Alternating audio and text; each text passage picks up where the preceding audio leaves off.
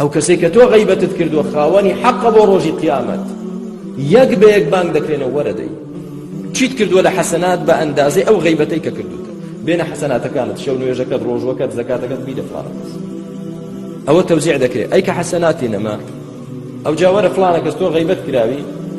فڵانیش حەسەناتی نەماوە تاوانەکانت چیت کردووە ئەو تاوانم کردو ئەوم کردو ئەوم کردو بێنە تاوانەکانت هەڵ دەدرێتە سەر فڵانە کەس و فڕە دەدرێتە ناو ئەگری جەهەنەم لەمە حەسرەت و داخ و خەفەت گەورەتر چی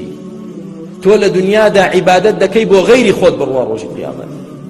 پاداشتەکەی نابینیتەوە تۆ پاداشتی چاکەکانی خۆت لای غەیری خۆت بێ و سزای خراپەکانی غەیری خۆشت بۆ تۆ بێت